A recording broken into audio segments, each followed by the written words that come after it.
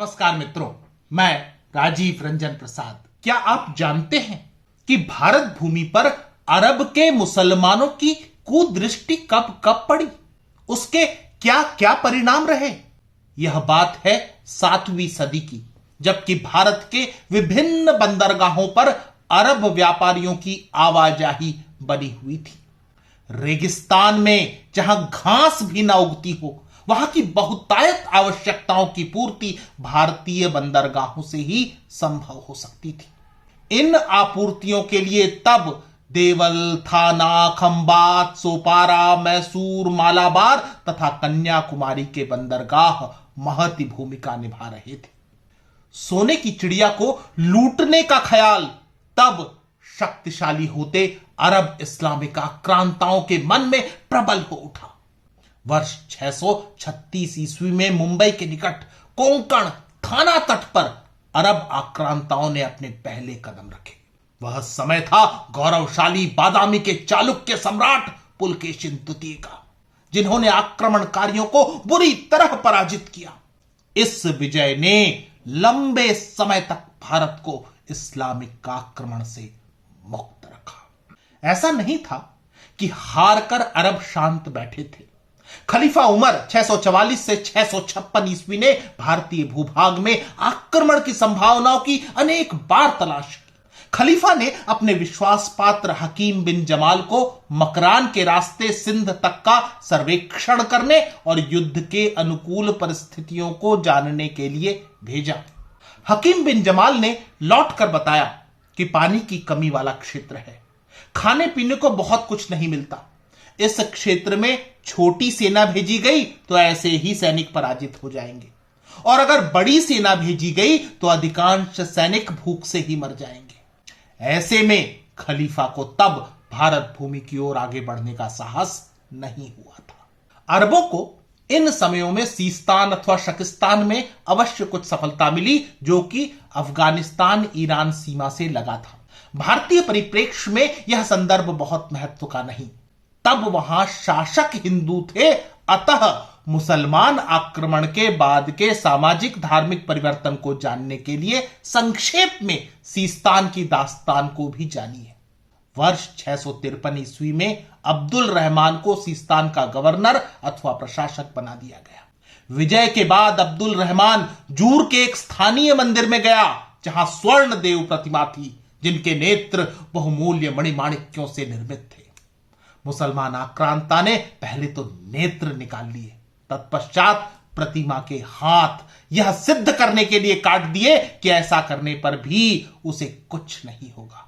यह देव अभिशाप ही रहा होगा कि हेलमंद नदी पर बसे बुस्त शहर पर अधिकार कर वहां से वह काबुल पहुंचा ही था कि संगठित हिंदू सेना नायकों ने उसे आगे बढ़ने से रोककर खदेड़ दिया। सीस्तान से उसे 2 बार खदेड़ कर भगाया गया। एक बार पुनः अरब के अधिकार में सीस्तान के आने के बाद नए गवर्नर उबैदा इब्ने जियाद ने भविष्य में कभी भी भारतीय सीमा पर आक्रमण नहीं करने की संधि कर ली। यद्यपि बाद में वह भी खदेड़ दिया गया। अब यह क्षेत्र जैसे कोई पिंग पोंग गेंद होती है, बार बार अपने प्रशासक को बदला हुआ पाता। वर्ष 692 ईस्वी में सीस्तान के नए गवर्नर अब्दुल्लाह ने लिखित में प्रतिज्ञा ली कि जब तक वह सीस्तान का गवर्नर है तब तक रत्तबिल के देश के किसी भी भाग पर न तो हमला करेगा, न लूटेगा, न जलाएगा। खलीफा अब्दुल मलिक 685 से 705 ईस्वी ने इस संधि को मान्य नहीं किया, बल्कि प्रशासक ही बदल दिया। नया प्रशासक उबैदुल्लाह भी हिंदू सेना से न केवल पराजित हुआ, बल्कि उसके 3 पुत्रों को बंधक बना लिया गया। वर्ष 699 ईस्वी में अब्दुल रहमान के नेतृत्व में फिर सेना भेजी गई, लेकिन वह काबुल के हिंदू राजा से पराजित हो गया।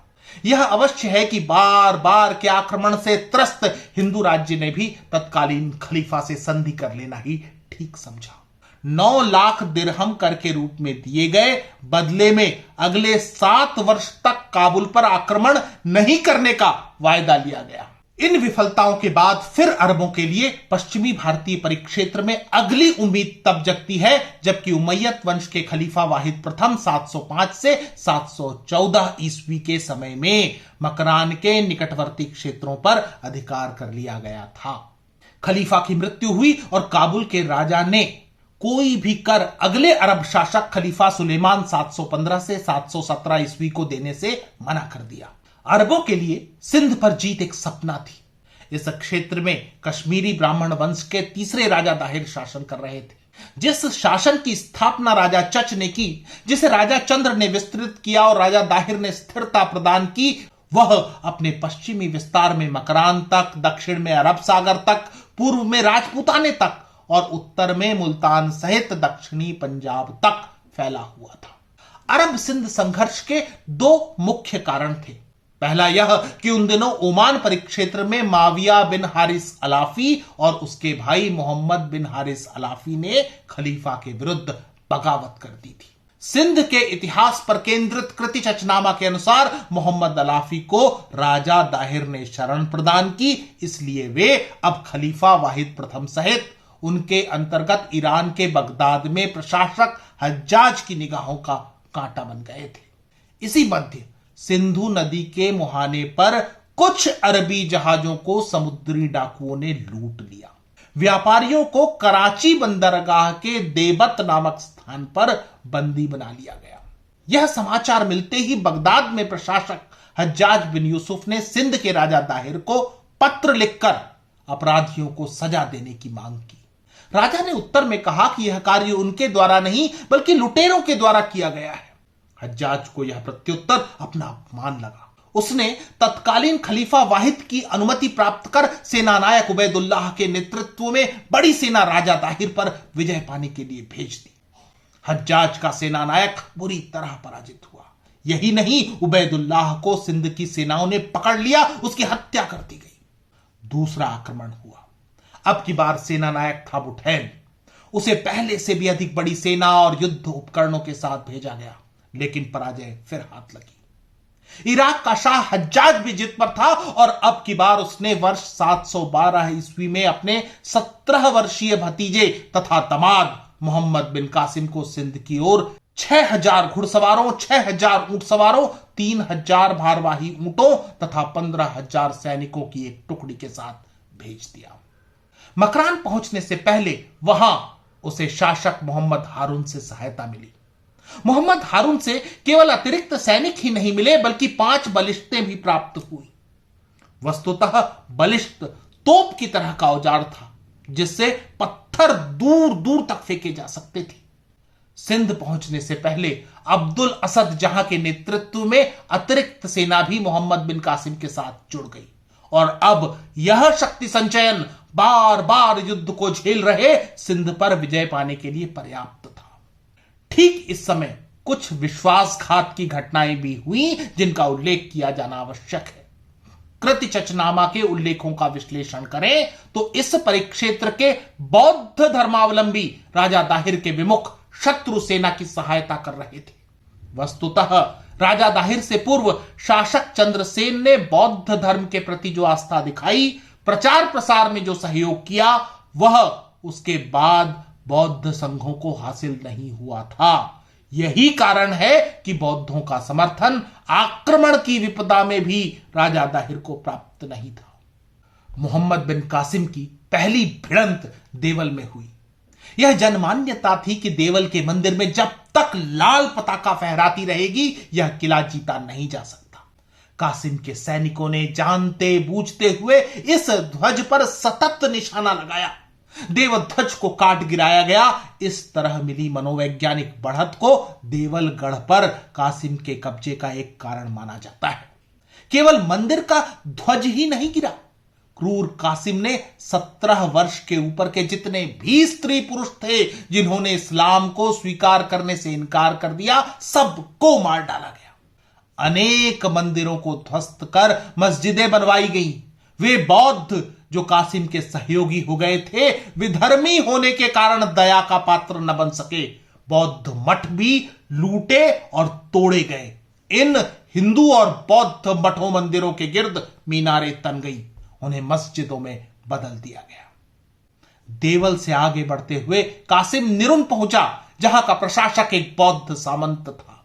उसने बिना किसी संघर्ष के क्रूर अरब आक्रांताओं के हृदय परिवर्तन की अपेक्षा में आत्मसमर्पण कर दिया। सीसम के जाटों ने अद्भुत वीरता का प्रदर्शन किया। वे संख्या में कम थे, जानते थे कि मृत्यु ही आखिरी परिणाम है, परंतु एक एक सांस अपने सिंध के लिए उन्होंने बलिदान कर दी। ब्राह्मणाबाद में राजा दाहिर पूरी तैयारी के साथ मुकाबला करने के लिए तत्पर थे। अब उनके क्षेत्राधिकार सीमित हो गए थे, सेना बची खुची रह गई थी, लेकिन हौसलों से उड़ान होती है। कासिम ने नावों की सहायता से सिंधु नदी पार की और अब राजा दाहिर से सीधा सामना था।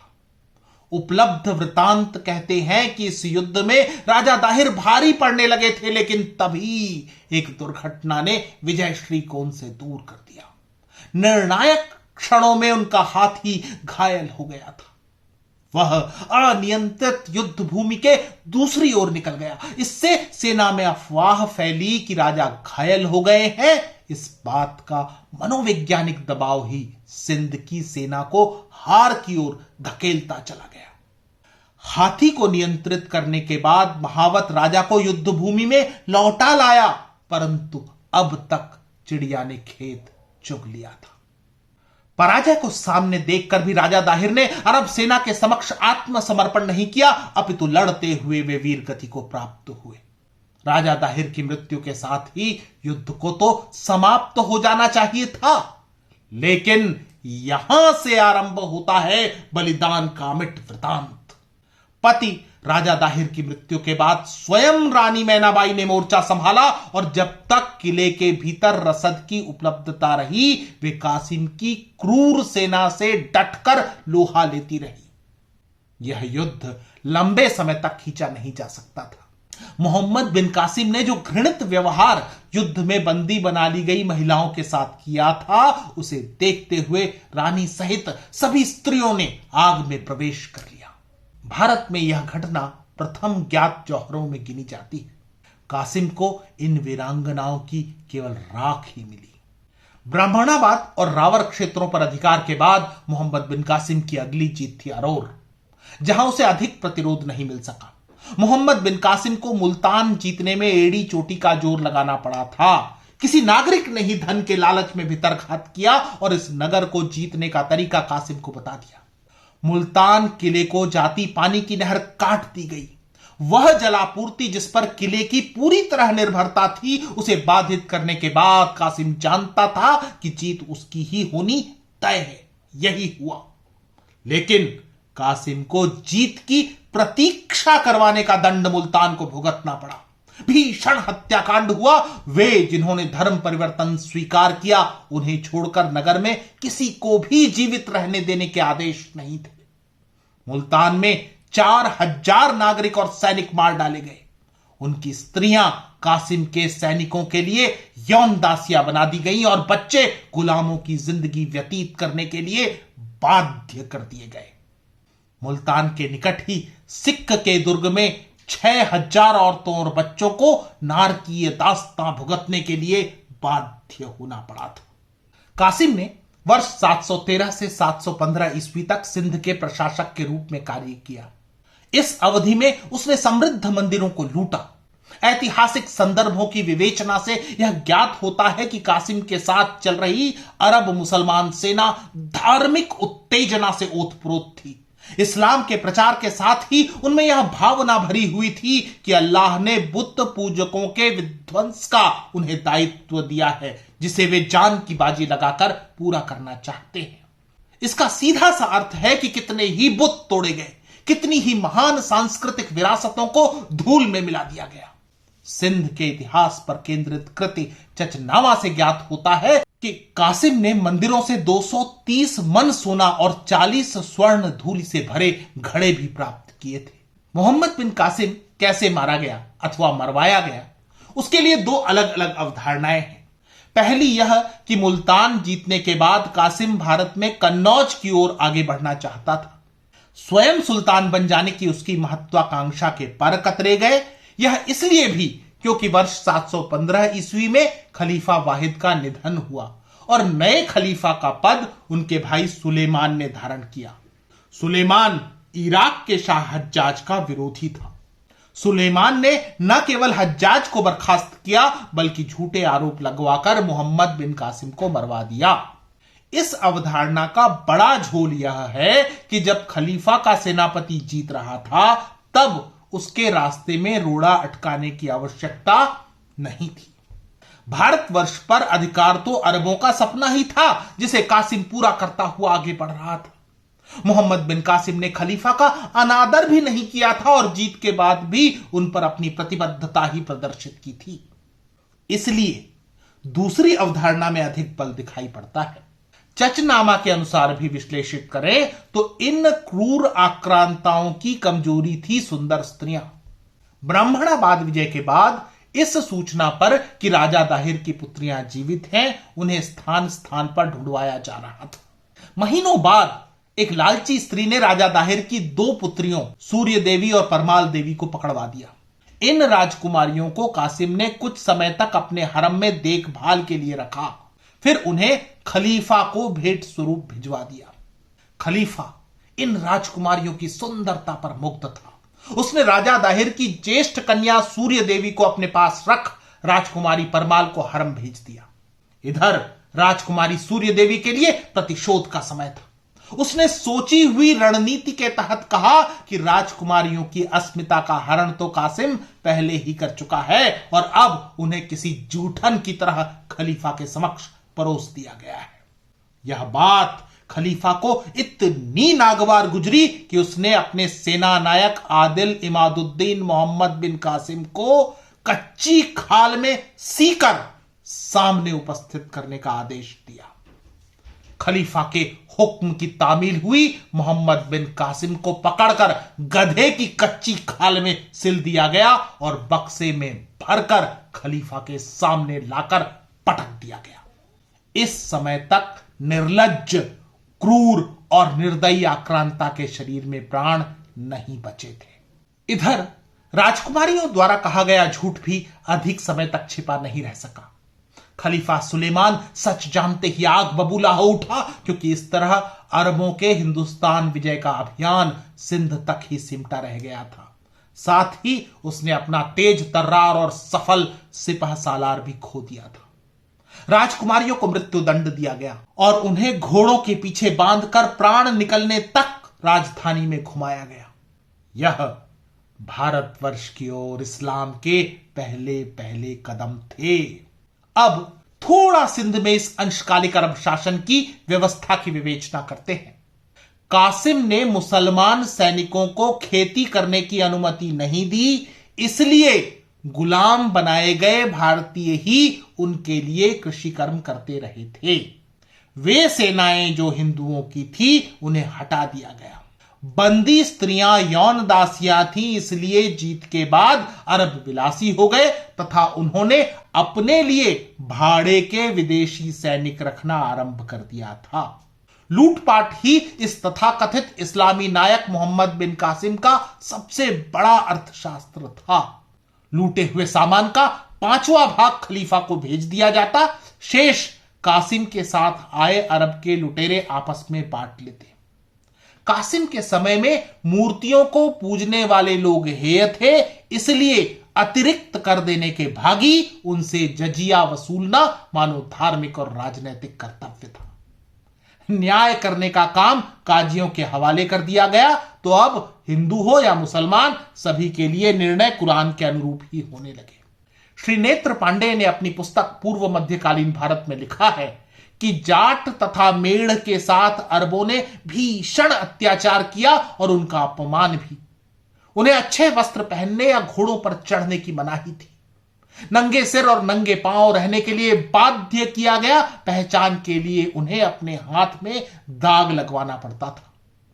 मोहम्मद बिन कासिम को कुछ ही समय में अपने प्रशासन को बचाने के दृष्टिगत थोड़ा सहिष्णु दिखना अथवा बनना पड़ा, क्योंकि बड़ी हिंदू जनसंख्या पर मुट्ठी भर अरबी सैनिक देर तक पकड़ नहीं बनाए रह सकते थे।